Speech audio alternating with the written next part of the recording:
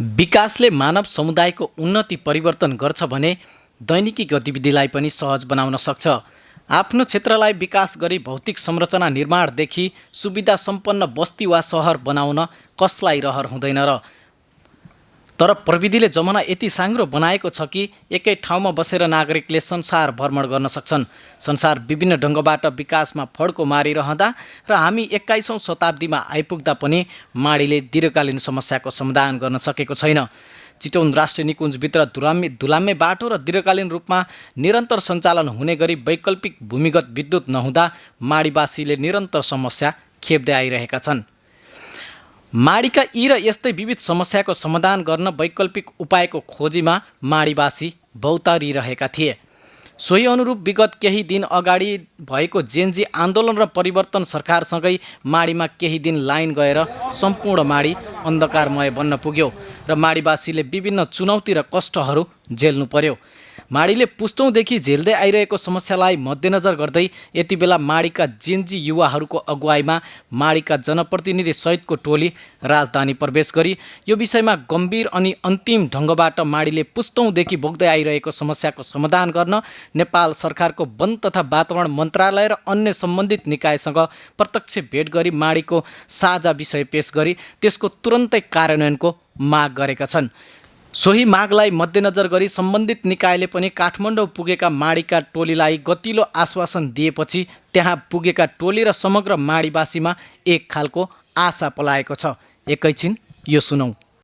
त्यस्तै गरी अब अहिले माडीमा हामीलाई हेरिराख्नु भएको सबै साथीहरूलाई हामीले धन्यवाद र हामीलाई साथ दिएकोमा धेरै धेरै आभार व्यक्त गर्छौँ। खास गरी हामी 8-10 जना साथीले आज आमरण अनसनको घोषणा गरेका थियौँ। रामचन्द्रजी, पदम पन्त, रवि भुटेल, त्यस्तै गरी हाम्रो चाहिँ राजन कार्की भाइ, मिलन पनेरू, टिआर सुवेदी, म स्वयं, त्यस्तै गरी नवीन बस्याल, मिरन लगायत ठुलो टोलीले हामी 13-14 जना साथीहरू जो अनसनको घोषणा गरेका थियौँ। हामीलाई दुईवटा कुरामा अहिले सहमति भए पछाडि देउरालीभन्दा यताको बाटो यसै पटक भोलिबाटै ब्लक हालेर अगाडि बढाउने काम, देउरालीभन्दा उतापट्टिको सडक विभागले काम अगाडि बढाउने र इआइयुको निम्ति अहिले हामी उपभोक्ताबाट 5 जना साथीहरू, रामचन्द्रजी, म, पदम विलास पन्त, विकास ढकाल र प्रवीण रेग्मी, हामी 5 जना र माडी नगरपालिकाका प्रशासकीय अधिकृत, राष्ट्रिय निकुञ्जको चिफ वार्डन सदस्य सचिव र विभागको निर्देशक महानिर्देशक चाहिँ संयोजक रहने एउटा कार्यदल बनेको छ। त्यो कार्यदलले यो इआइएको बाँकी रहेको कामलाई कम्प्लिट गरेर बजेट अगाडि बढाउने र इआईलाई पनि अगाडि बढाउने गरी टास्क पाएको छ। अहिले पूर्ण माग पुरा भएको होइन, तर आंशिक रूपमा हाम्रो माग पुरा भएको कारणले आज बस्ने भनिएको हाम्रो अनसन आगामी चाहिँ यो कार्यदलले गर्ने गरेको वर्कआउटसम्मको अवधिलाई हामीले अनसन स्थगन गरेका छौँ र वन सचिवले जुन ठुलो छाती बनाएर यो निर्णय गरिदिनु भयो, हामी सबैको तर्फबाट उहाँलाई धन्यवाद। र अर्को कुरा पनि वन सचिवजीले भनेको कुरा, अब आउने बजेटमा ठुलो बजेट हालेर ओभरहेड गर्ने गरी नै इआइए पुरा गरेर काम अगाडि बढाउने समेतको आश्वासन हामीलाई दिनुभएको छ। धन्यवाद। यसमा चाहिँ अहिले मैले सम्झिन चाहेको हामीसँग राष्ट्रिय सभाको सांसद, प्रदेश सांसद, मेयर साहबहरू, जनप्रतिनिधि, हाम्रो आदरणीय अभिभावकहरू सबै हुनुहुन्छ। उहाँहरू सबैलाई पनि धन्यवाद। सबैलाई धन्यवाद।